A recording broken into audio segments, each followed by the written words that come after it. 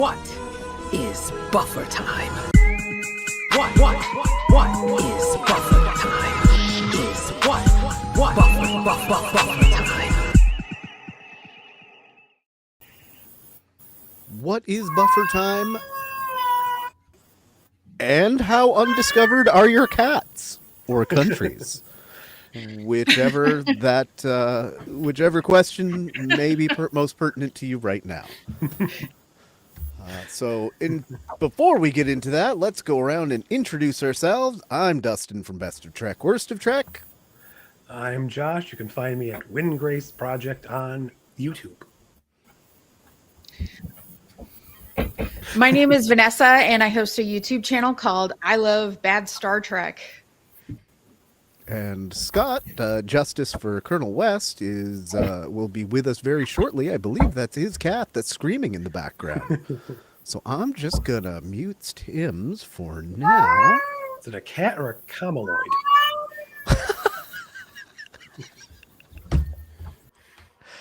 Okay. So the first thing we had was a little piece of news today, which is, semi-confirmed. It looks like we'll get Strange New Worlds, give or take the 1st of August, based on the head of Norwegian programming answering officially that, Strange New Worlds, Season 3, August 1st. Which, for us here in the U.S., if this is true, might mean we get it the day before, where that's a Thursday, the 31st of July. I'll believe it when I see it, but news, all the same. Yay, hopefully. Hopefully it's not any longer than that. Yeah, oh my God, it's been 3 years now. Like, I haven't even been paying attention. It's been at least 2. Since the last Strange New Worlds? Yeah. What?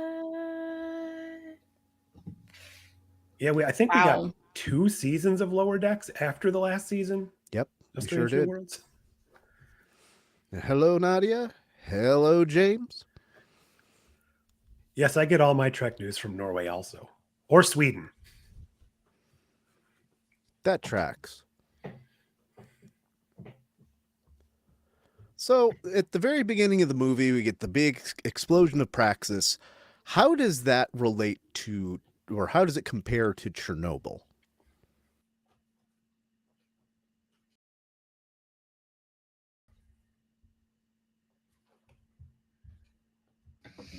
I guess we would have to, like in Chernobyl, the Russians were sort of not entirely honest about what was going on, and it wasn't until it reached the pollution reached a certain point where people were like, where Europeans were like, hey, what's going on over there? And it took intervention from other people to sort of draw attention to the situation. Whereas with this, there really is no concealing what the hell was going on and why it happened. And like Russia was very cagey about details as to what broke down in terms of the chain reaction that led to the meltdown. That's the transparency isn't as much of an issue. It was a good inciting incident, I suppose. The beginning of the end, or the breakdown of the Klingon Empire, I suppose you could call it. Although really it didn't, as we go on to see in future Star Trek. But that's irrelevant for this conversation, I suppose. And Nadia, this isn't just like some random fun question. Chernobyl really was that was what they wrote the script about, was taking off of that. And little did they know that also, like, this whole thing about like the kind of the wall coming down between the Federation and the Klingons, like literally by the time the movie was released, also the Berlin Wall and like the Soviet Empire collapsed and all that good stuff. And little did they know current day would be paralleled in Deep Space Nine Season 4 or 5, whenever the Klingons started annexing territory again. Yeah, and we didn't get a direct answer as to like what exploded, but we know it's their like dilithium mining, so assume some kind of like chain reaction with some antimatter and something occurred. Yeah, there's That'd a be problem my with their guess. Asuka. Is that what it'd be? OSHA, except with K for Klingon. I just I also consider like where that leaves the Klingons is similar to that of what happened to the folks in the Chernobyl area where they suddenly had to go. I actually know somebody personally who had to immigrate to the United States to escape that situation because it wasn't great. Don't know if anybody, it's not a hot place to live, um, and not great to go visit now. Mm-hmm.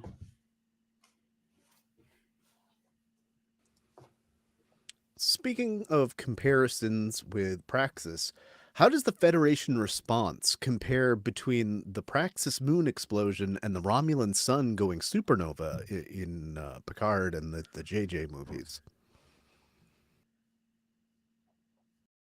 Well, I did realize there was a certain parallel with they didn't necessarily specify where Praxis was exactly.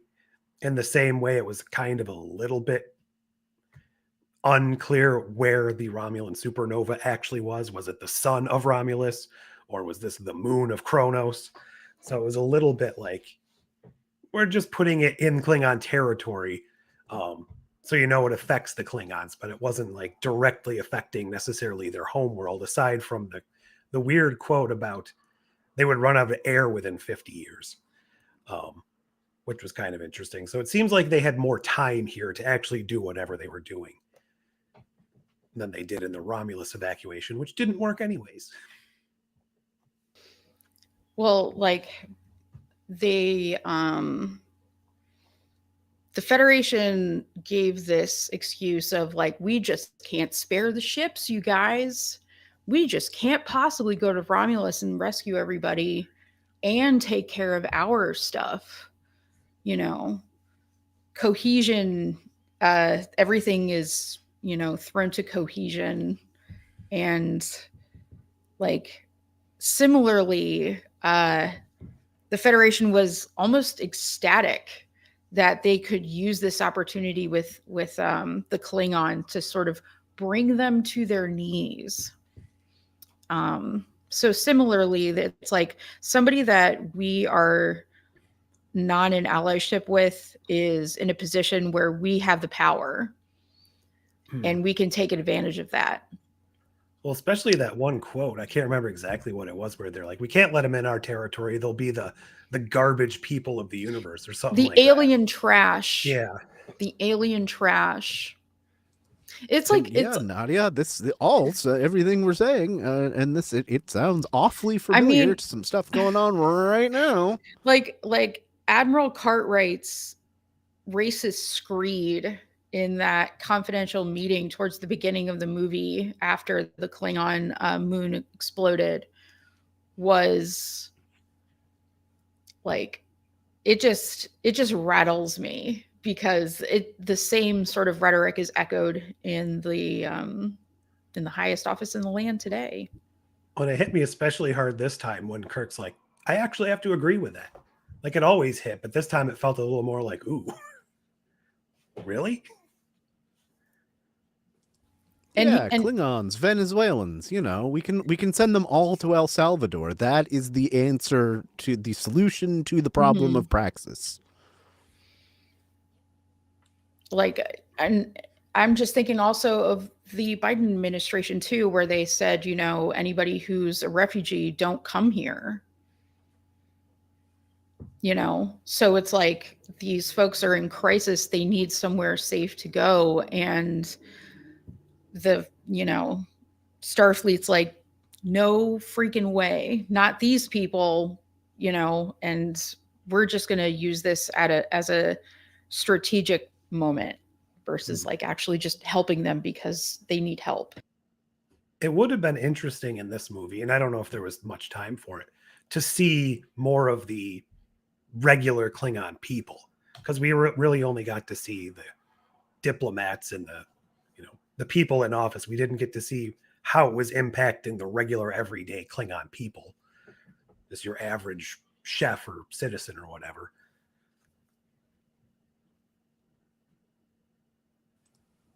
Yeah, it's a that's a good reference to Battlestar there, Nadia.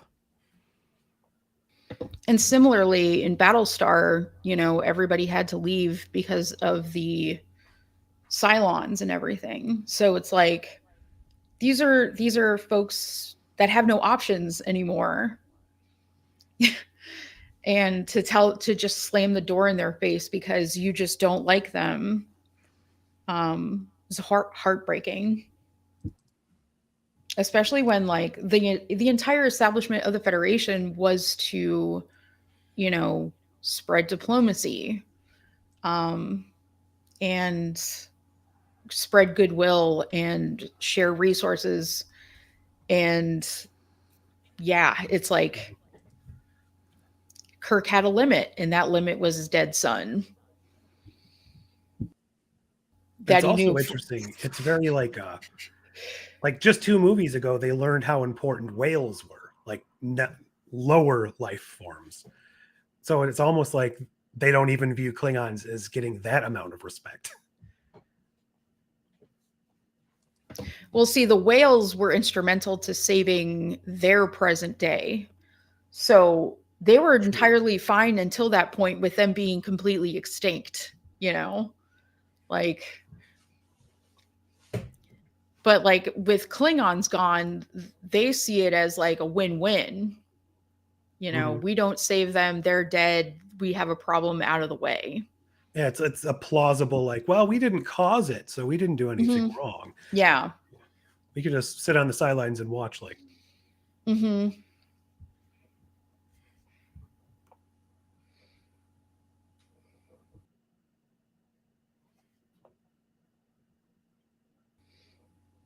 Yes.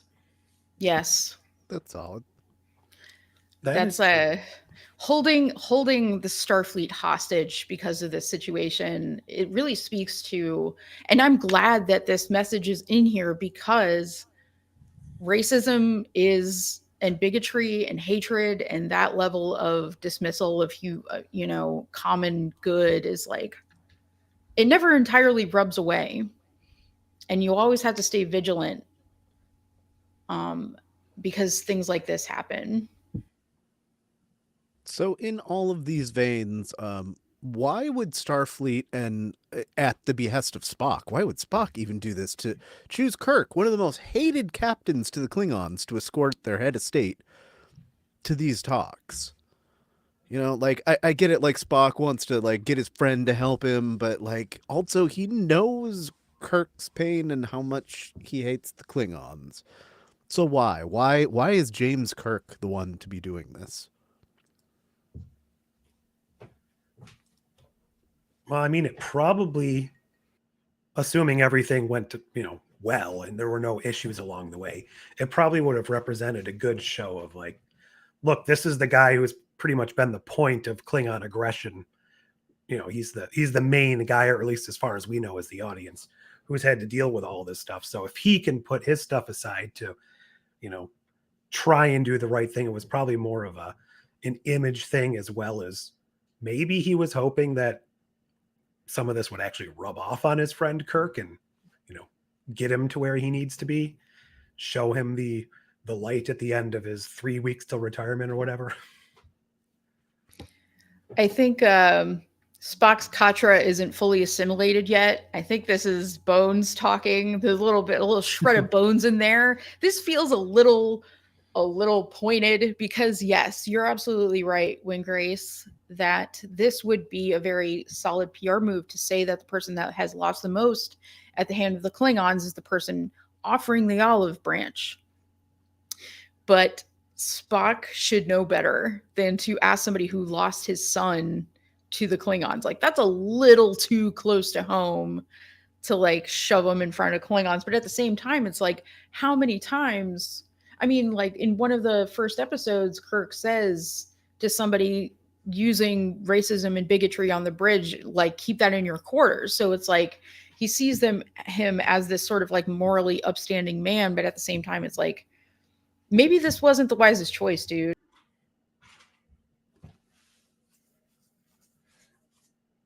Yeah, I do agree with the just kind of throwing it on him, though, not giving him much time to deal with it ahead of time. It's like, oh, we're doing this. Let's go.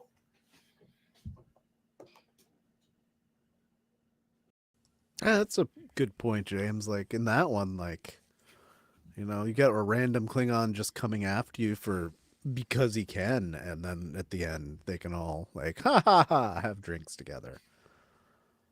Right, because like according to that movie, essentially Kirk is like a high-priced bounty. Like he's somebody whose head, if you bring it into the Klingon High Council, you get get your own house probably. So yeah, I can see why they would choose him.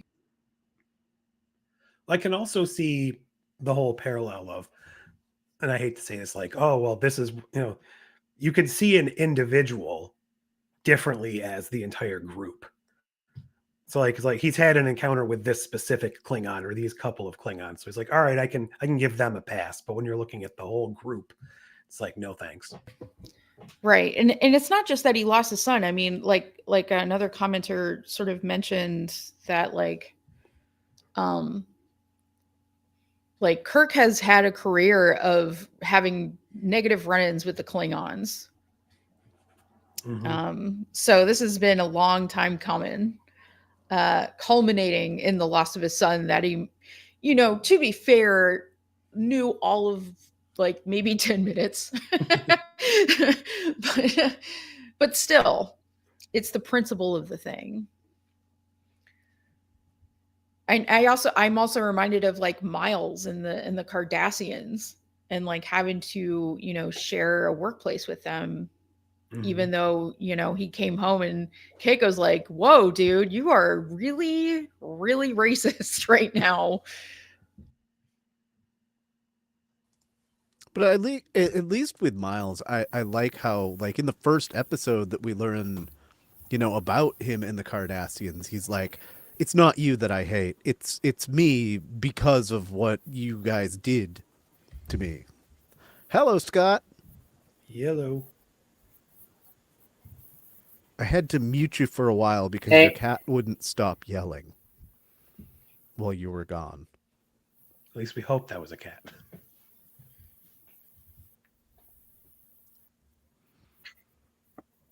I thought I muted it from here. I'm sorry. Yeah. No, it was your mic was still open, which was fine He's until your cat unfortunately- decided to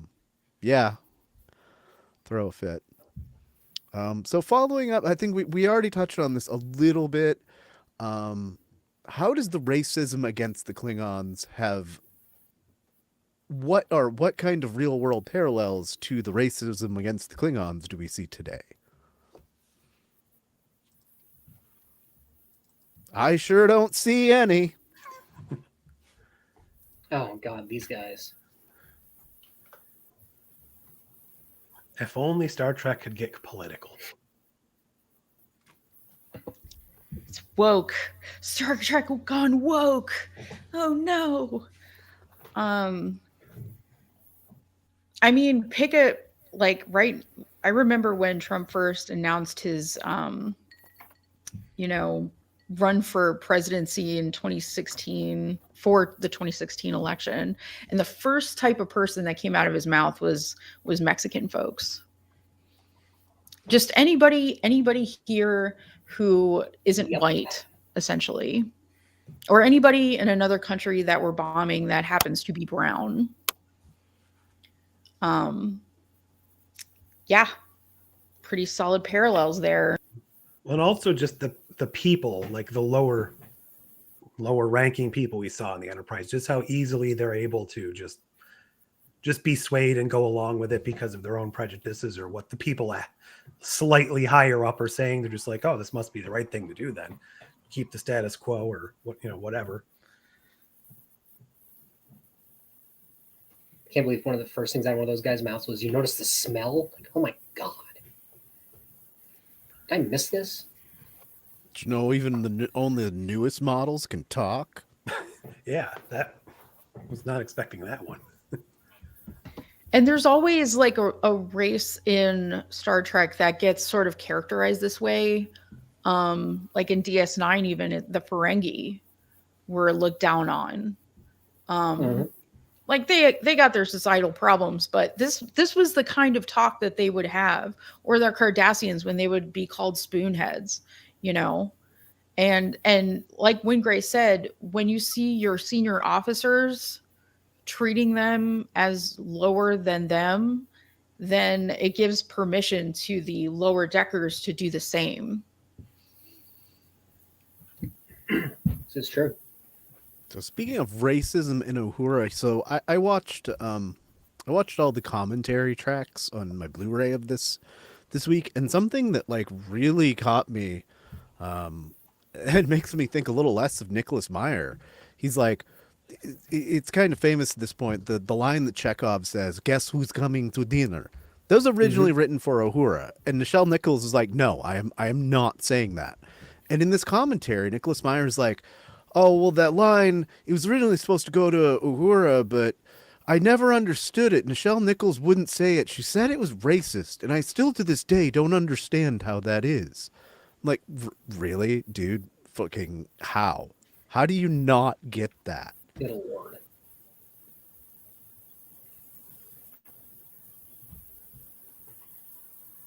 When did they record the commentary? Is it recently? Like Right was it around at the time of the movie? 2009. Okay. About the time the DVDs came out. So it was well after the fact. Okay. Yeah. Oh, yeah. I would say the same. I mean, there's students being pulled off of the sidewalk because they wrote an op-ed in a newsletter, a school paper. Like, brother.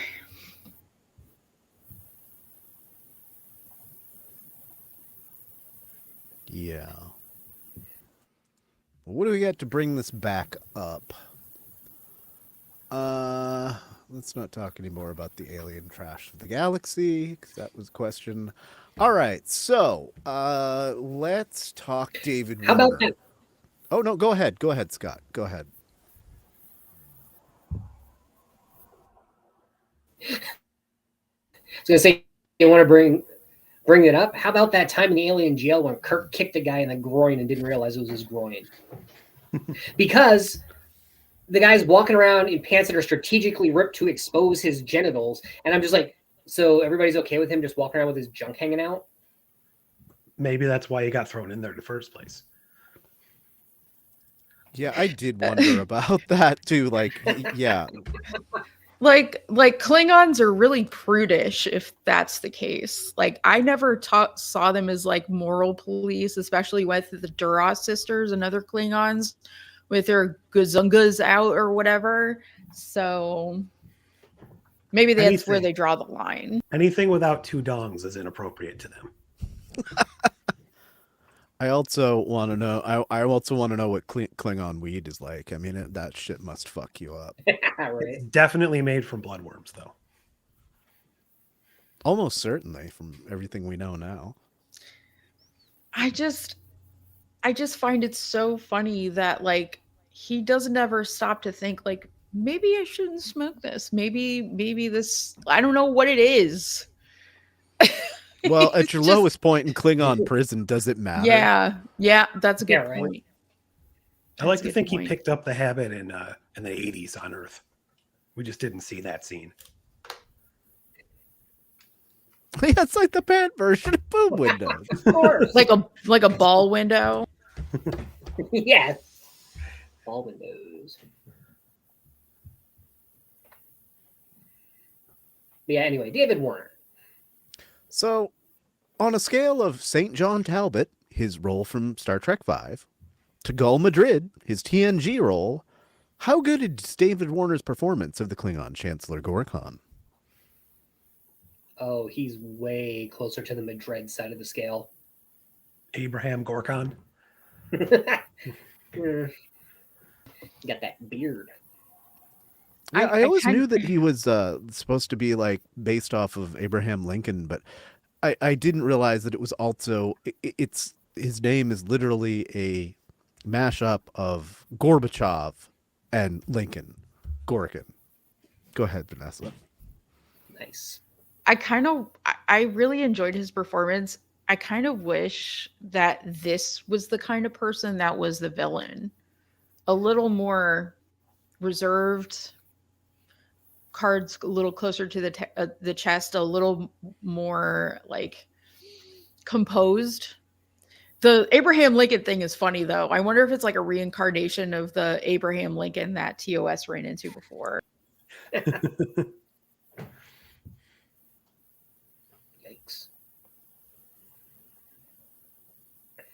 Ear panties. Oh no. But yeah, he works as. I specifically didn't put Peacemaker in the ticker because, according to TNG, the Klingons didn't have a word for that until the negotiator Riva came along. So, but Gorkon works as a peacemaker, but his entourage, man, that could have been a perfectly decent state dinner. But then Chang opens his mouth.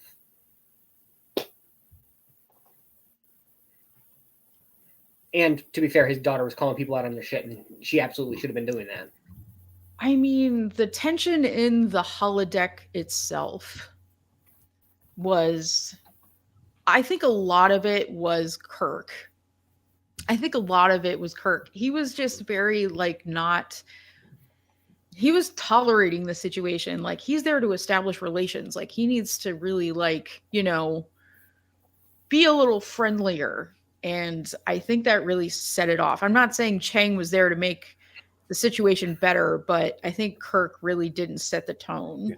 Well, I think Chang noticed that and was playing up to it, kind of driving that wedge a little more to bring to fruition exactly what he wanted to happen. And the rest of the people were just kind of goofy, I guess. The rest of the Klingons, I don't know.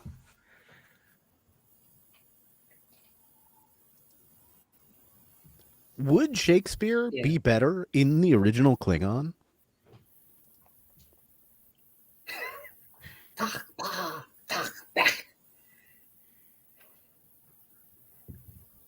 have to read all of it.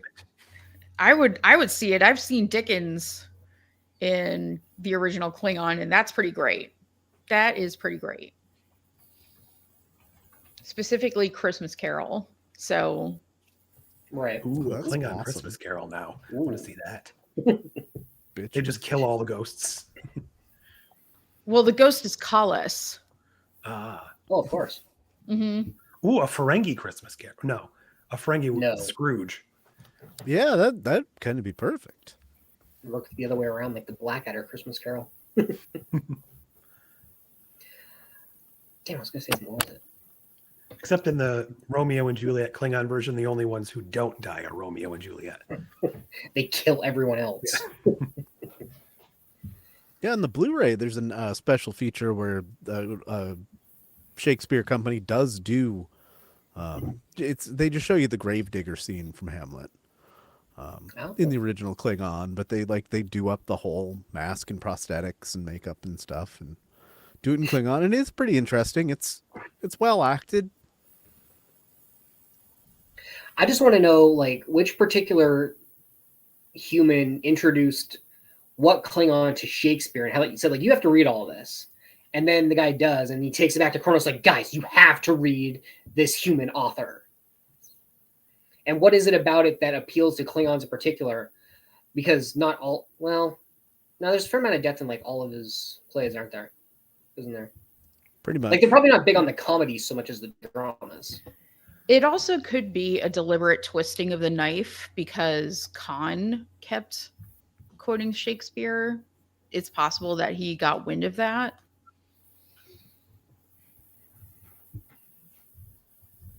Hell yeah.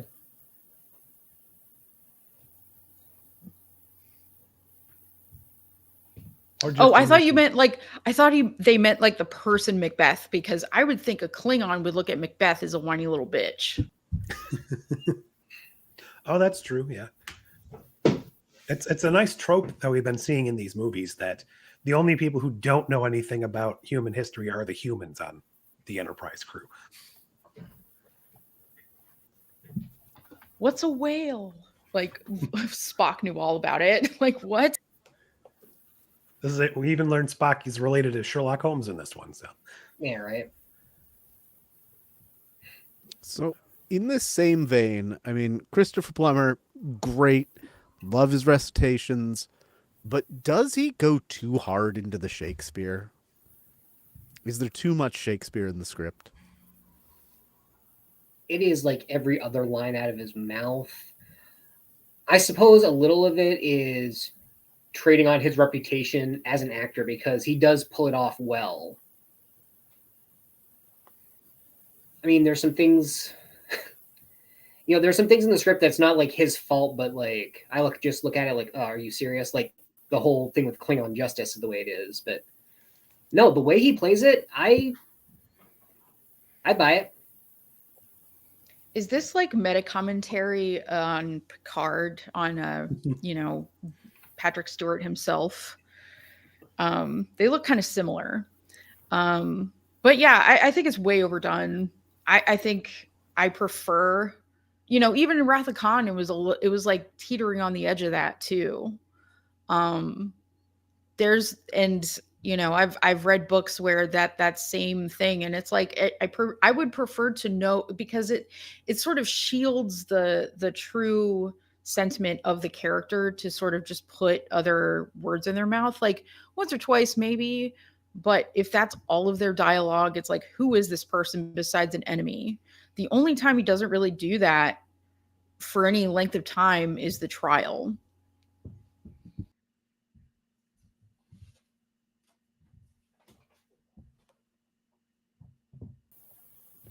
Yeah, it'd be nice to think that he'd like tried that at the trial, and there's like, no, you save that shit for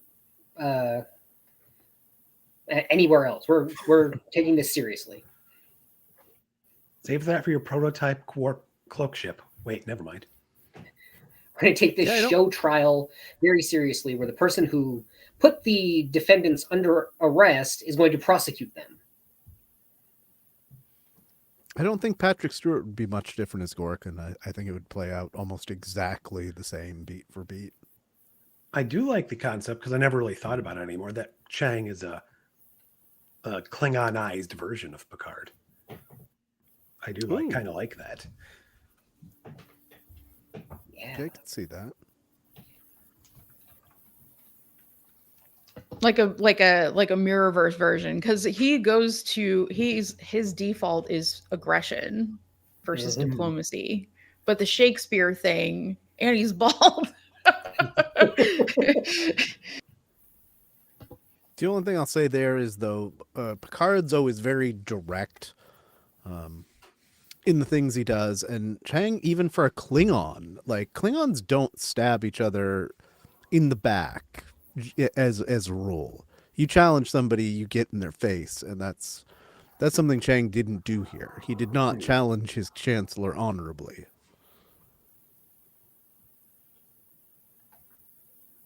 And Klingons don't work with Romulans, generally speaking. Or the Federation, for that matter. true.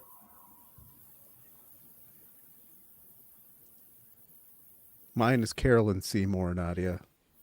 Love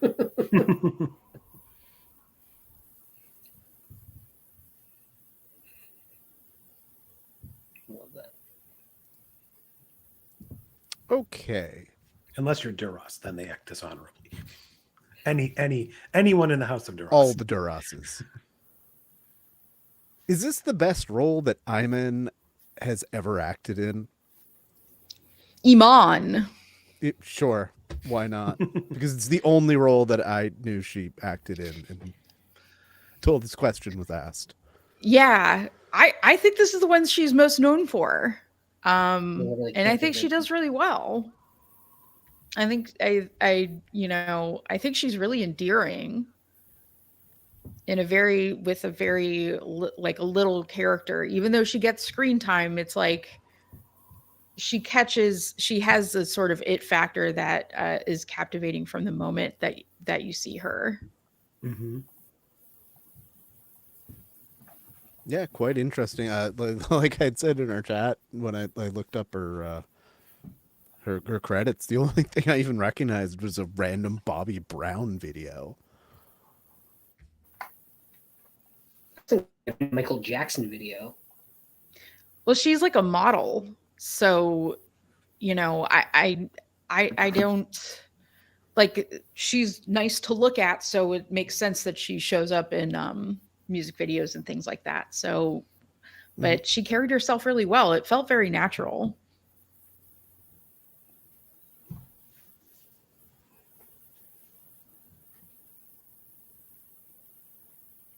And it did lead to the nice scene of McCoy finally asking Kirk just what's wrong with him. Why he's always macking on girls, even when he's like 65 in a Klingon prison.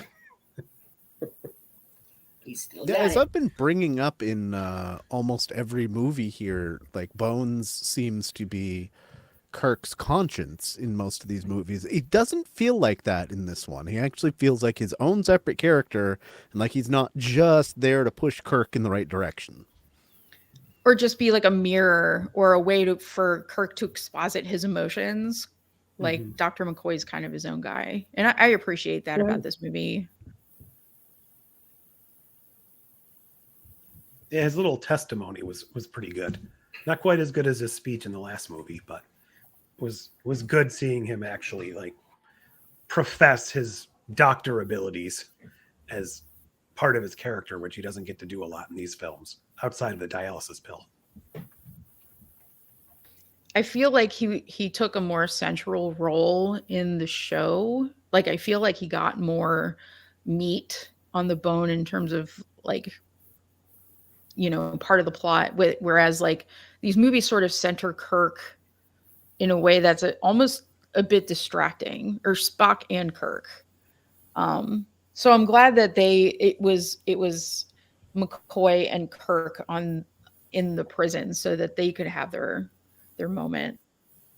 One thing I will say about that, though, while I was watching this last time, I was thinking, like, Kirk gets put through a lot of shit in this movie, and I couldn't help thinking back to the beginning when you see that Leonard Nimoy contributed to the story, and I'm just wondering how much of that stuff he wrote in as, like, this silent, like, fuck you for what you did with The Final Frontier. I don't think so. The way I understand Nimoy, he just really gave some notes. This is almost all Nicholas Meyer.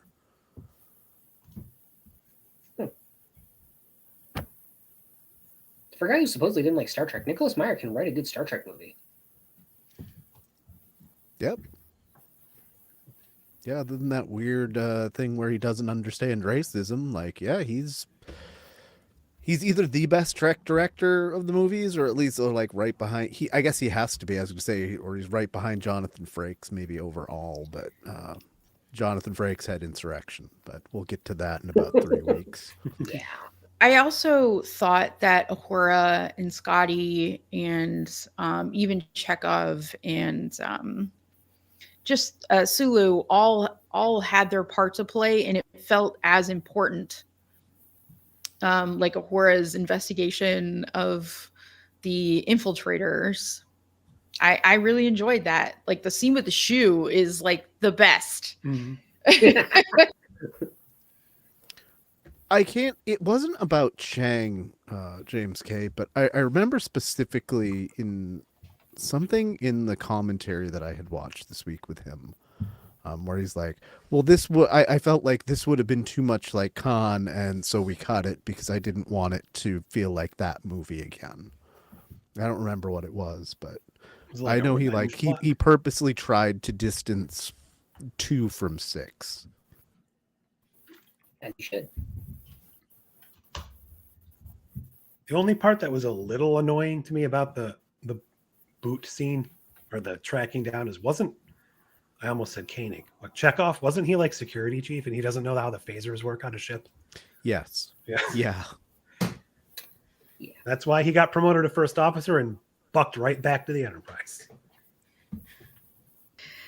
And like Valeris, just seem to graduate from the academy, and they're like, yeah, you're going to be second in command. Like, that is crazy. You're going to be the token Vulcan once Spock leaves. I don't think she had just graduated from the academy because she's a lieutenant. Right, but Saavik was too, right? Right, you can be like, I guess she was sort of like postgraduate, because they did mention on the ship that she was like at the top of her class. Like, that was a big deal. Like, if there was but like, that could have been any time in her career. It doesn't mean that that wasn't like 5 years ago when she went through her ensign ranks and stuff.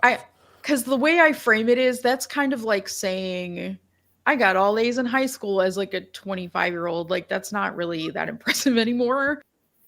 Well, and that confused me too, because if she was being groomed to become that officer, weren't they also decommissioning the ship in a couple of months anyways? That's a good question, because at the end it's just we're being recalled to stand down. It doesn't say that they're like decommissioning the ship necessarily, because Spock even specifically tells her that this will be my last voyage aboard this ship, and I want you to take my place. So, yeah, I think the Enterprise was going to continue just with some new crew. Oh, okay, get the old folks off. That's the sense I get anyway.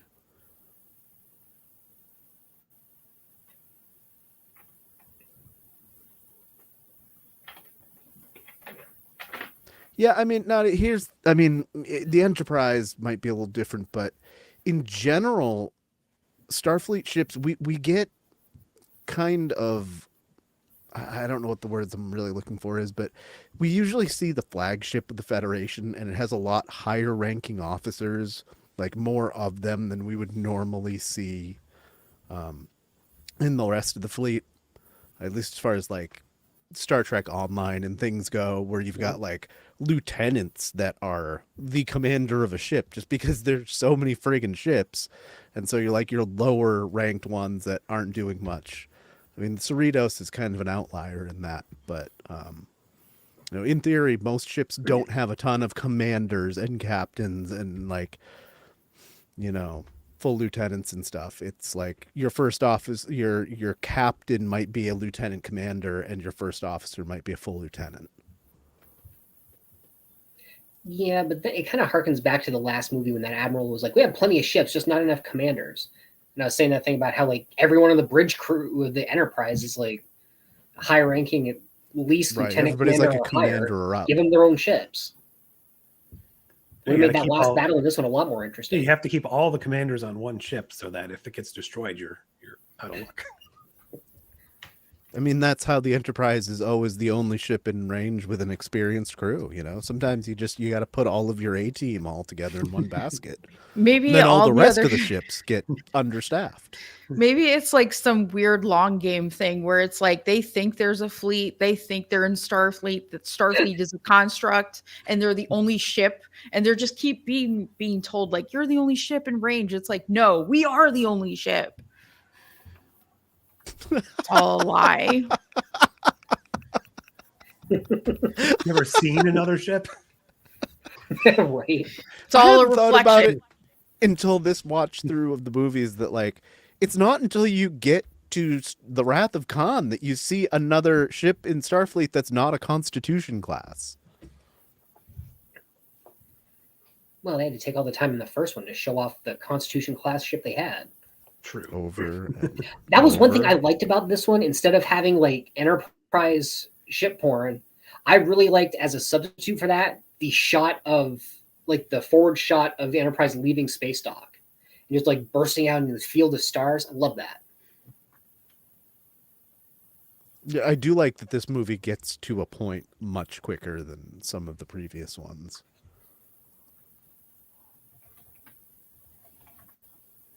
I didn't even have this as a question, but while we've got her on screen, how does Valeris compare to like the Saviks that we've met in the movies previously?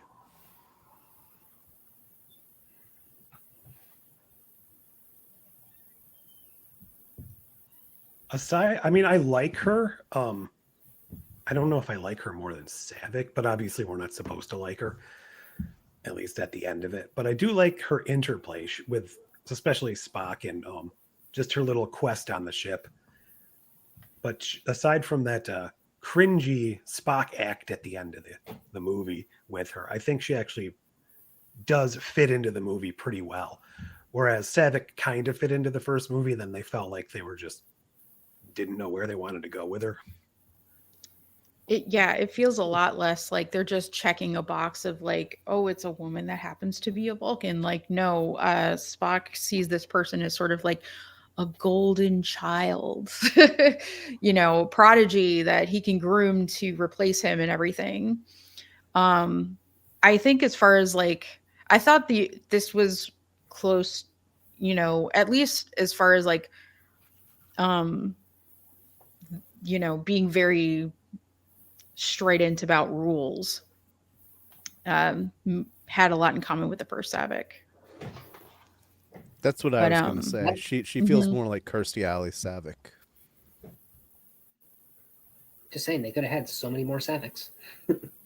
Except this was originally written as Saavik, but this was like one of the only things that when Gene Roddenberry got his crack at the first script to like make some notation, he's like, no, I don't want Saavik to be the same character, and then like we've come to know her and like her, and don't also do this and let her down like that. Also, like Saavik had sex with Spock on the Genesis planet. That tips. Yeah, whatever that was. We don't need more of that. Like, I'm good. We don't need Spock having like a PTSD moment in a already pretty severe movie. Am I the only one who doesn't understand the logic of the apparently first Vulcan to graduate at the top of the class at the Academy? And like, again, the logic she saw in teaming up with conspirators to betray the Federation and start a war? Yeah, I've wondered that too. I don't understand the Vulcan motivation, but it like then that kind of comes out in DS9 with that one that's part of the Marquis and like tries to get the weapons from Quark. Yeah, but Quark out-logics her. I think it lines perfectly with Vulcan mentality, actually, because if you go back to like Enterprise,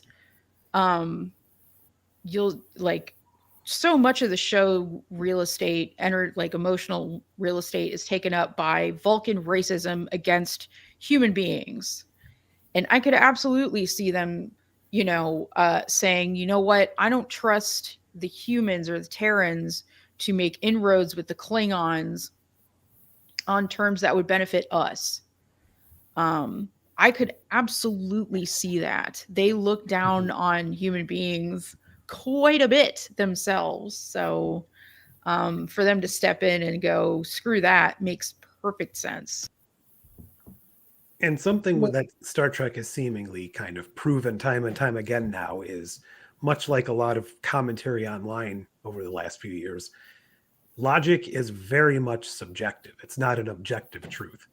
So a specific Vulcan can use logic pretty much to authorize whatever they want in their own mind, as long as they could weave it just the way they want to look at it. I don't even remember where in Trek that somebody says that, like, if you think about it hard enough, logic can justify anything. I think that's Picard really season 3 with the mafia boss Vulcan. This is why definitely one earlier. Okay, but this is why debate is a horrible way to hammer out what's morally just.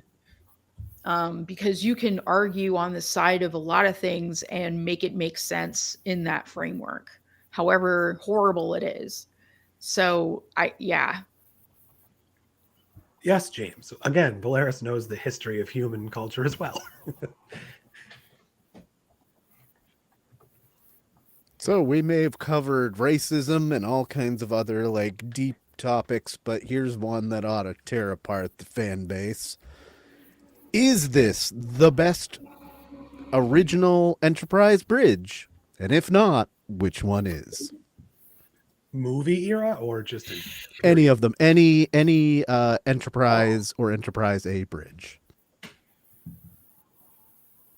For me, this is it. This is the one. This is better than Strange New Worlds. This is better than original TOS. It's better than any of the other movies. I didn't call it Strange New Worlds, actually. I would say, not that this is the question, I do like the Excelsior better. But yes, this is probably the best. I just wish it was a little bit different in the back. Because the back and middle is just kind of nothing too special about it. I wish it had like a big ship display or something. I'm an old school.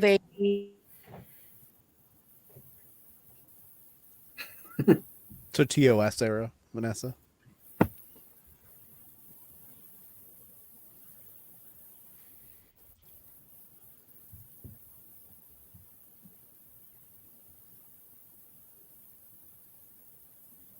All right. Okay. This does look good as a bridge, but with, like stacks on stacks of monitors, that seems a little less designed for function and a little more designed for like us to see as the viewer. So we can be like, wow, this is so futuristic and look at all this information. But it is aesthetically pleasing. Like you mentioned the Strange New Worlds bridge, and I was going to be down for that, but then I was like, that's maybe a little too shiny and new for my taste. Definitely better than the JJ Kelvinverse bridge. Oh my God! Although I saw somebody, you sit in the wrong spot that lens stars like the worst behind you. And when they put that on the high end of the Trek Culture bridge rankings, I was very shocked. I don't know what they were thinking. It's apocryphal to me, and It doesn't even. It looks. It's just so like. It's constructed to have a certain aesthetic that is not a practical one in the slightest, and it shows.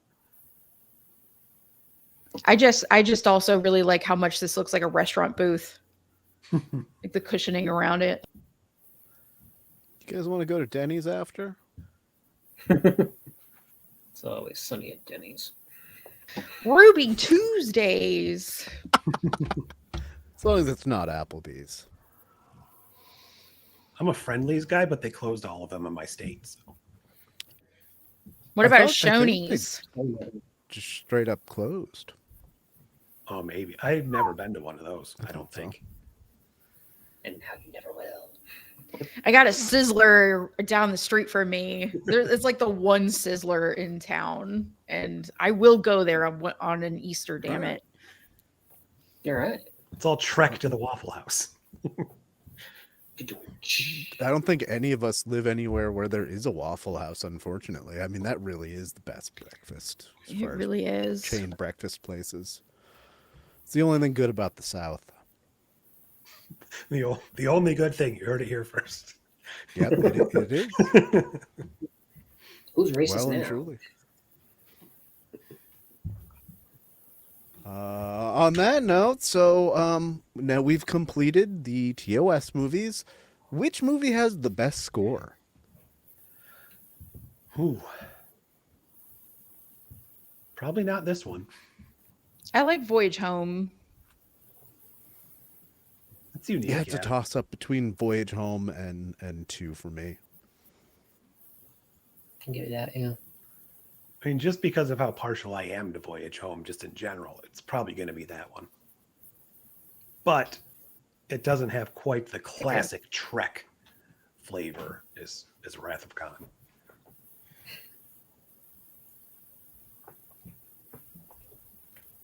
Yes, and yet somehow we're 6 down, and there's still 7 more to go. So many more Trek movies, and most of them not as good as this. Oh boy. Did everybody like the ending? Oh, sorry. Yeah, no, that's fine. I don't think there's much else to say on the scores. Yeah, I think this was a great way to just end it out. We see this nice big scene. We see everybody, and they're all looking at the camera, and then it cuts around to those awesome signatures. I mean, that's a hell of a way to go out. I love it. I do love it. This is probably the best ending of any of the Trek movies.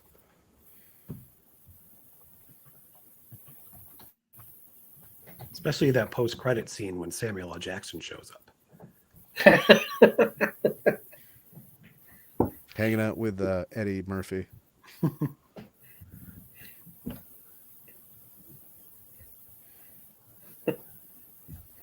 Yeah, it did leave me feeling on a good note.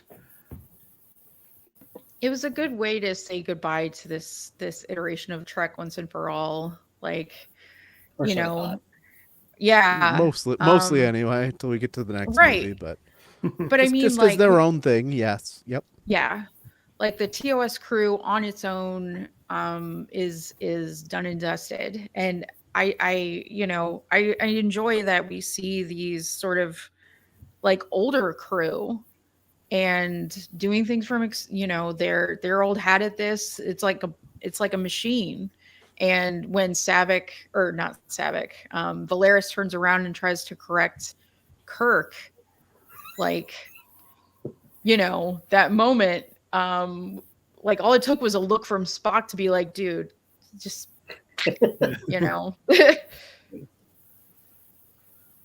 but it's ready to retire, and that's nice. And that does show some growth for Kirk too. I mean, I know it's been forever since the motion picture in universe, but he's definitely grown since that kind of middle of the road lost person he was there as far as his command goes. So it's nice to see him getting to kind of this acceptance of where he is in life, more so than his struggles to climb a rock even last movie. He got to kiss himself finally. Well, that was the goal. That's Yes. his lifelong ambition. Yes. He missed his chance back when he was duplicated before. He just hugged.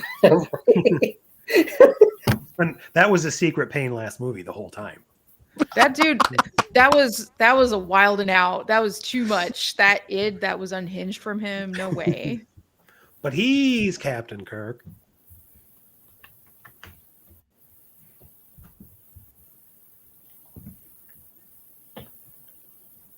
Yes. Because I will throw out a reference like nobody's business. Okay, so final question before we get to our out of tens. Which dinner goes better? The one with the Klingons in this movie or the one in Lower Decks with the Cloacans? Well, this At is least the the one Klingons I'd rather would watch just on do. repeat. If it was with their hands.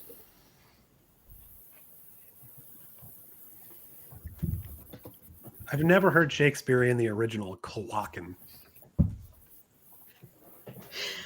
I think all things considered, I think it's just about the same.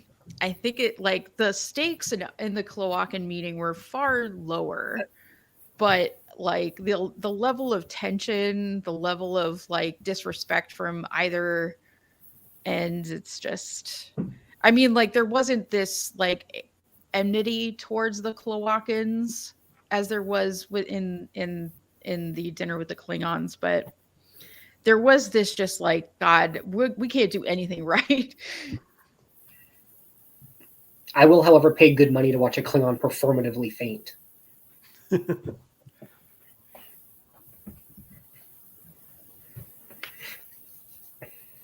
feel like Alexander would probably take like $5 for that.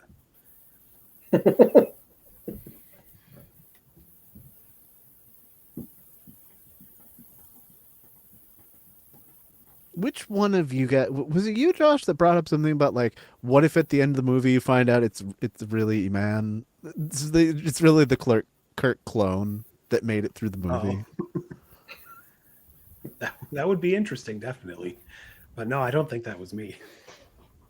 I swear one of you guys, or maybe I saw that somewhere randomly when I was looking stuff up this week. Like that I don't DS9 episode where Miles, there's like a clone of him and you're not sure if it's like the original one. Got it. Mm-hmm. Yeah. Like if you had a post-credit scene where it's like Kirk's just in his quarters after everything and like turns back into E-Man.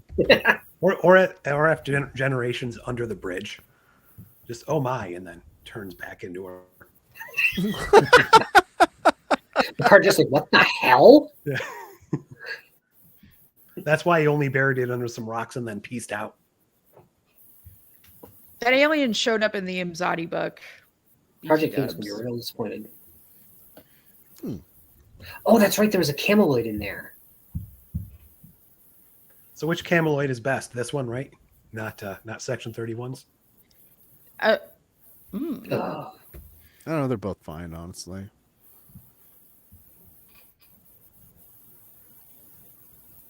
Or was it the same one? We don't know. All right. Well, it's been an hour, so we're gonna move on to our out of 10s of this movie. I had meant to make up a graphic of like how we had ranked all the past ones, and I just dropped the ball on that. I'm gonna give this movie a 9. I mean, it is solid. It's half a point behind Wrath of Khan for me, but still, it is just a great way to wrap everything up. Almost every scene just really works. Even the tiny bits of humor are fine. Yeah, I think the Shakespeare's a little bit much. I mean, I love Christopher Plummer doing it, but I think they could have written a few lines that weren't goddamn Shakespeare for him, and that would have been fine too. But other than that, yeah, it's just really good. The score is only okay. Like, honestly, out of the 6 movies, this is probably number 5 or 6 as far as the score. It's still good. Don't get me wrong. Just the Star Trek movies have had some really strong scores. So, yeah, 9 overall. Go ahead, Windgrace. I mean, there's very little to complain about, I suppose, with this movie as far as what it was trying to do and what it accomplished. It gave pretty much everyone a chance to go out, since this was basically the end of them doing something, and we finally got to see Sulu out on his own after all of these people got promoted up to the top of Starfleet and they're all on the same ship. It was nice to see one of them actually get to stick with that, do his own thing, be part of the story, come in and save the day, have that sweet blue chair on the bridge, because for some reason I'm in love with that now. And just to kind of have such a heavy note story-wise that we know is going to go on and be pretty important, the whole Kittimer Accords and all that stuff. It was just a nice way to go out, and thankfully we never got to see any of these characters in a movie ever again. No, I'm kidding. I actually like Generations for the most part, but I'll probably give it an 8.25. Not quite my favorite of the original movies, but it's hanging right up there with Wrath of Khan and Voyage Home as far as top tier of them, for me at least.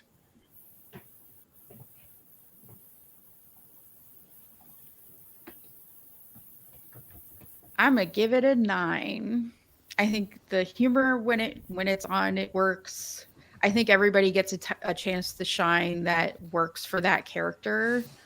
Nobody's just like, yes, Captain. There's more to it.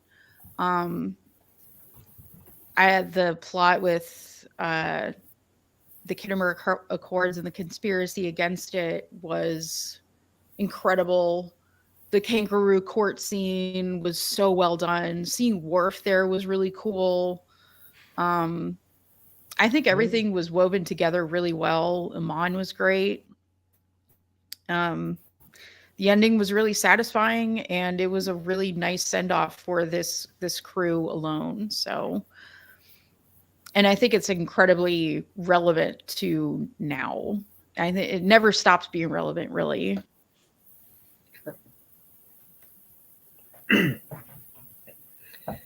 Okay, I've always had a soft spot for this one because it is the first Trek movie that I saw in the theater. And actually mentioned to Dustin before I left earlier. It was a theater in Portland when I was 9. Hate aging myself there, but and it worked really well for me then as a kid who didn't honestly know that much about Star Trek at the time. And it still works for me now, knowing that the entire thing is kind of a end of the Cold War allegory, where you're looking at the Klingons falling apart like the Soviet Union did. I love Chang for who he is and trying to be less like Khan, which I think pulled off magnificently. It's a beautiful send-off for the characters. I the Shakespeare might have been just a teeny bit heavy-handed. And there's one thing I will maintain until the day that I die. When Spock and McCoy are doing surgery on a torpedo, and Chang's all, I'm as constant as the Northern Star. I have heard it ever since I was in that theater. I swear to you, Bones said I'd give real money if she'd shut up. And I actually like that. Just a tiny little flub adds a little bit more realism to it. So overall, yeah, I give this movie a 9. Nice. That's actually a lower average than I thought we'd end up getting. Man, James K really wanted you to say 5, Scott. He suggested 5. You're like 5 different times in the chat. Sorry. And I Would've been a great don't believe build-up. we're talking about the West Coast Oregon, the West Coast Portland. We're talking about the East Coast Portland. As far as I'm concerned, the only Portland. Just kidding. Portland, Pennsylvania. Maybe it's Portlandia. Okay. Well, we're finally done with the TOS movies. 6 down. Technically 7 since we already did Section 31 when it came out. 7 more to go. Next week we'll get into them TNG movies for you with the Generations. So, I would like to thank all of my co-hosts here and all of you for tuning in. And until we see you again,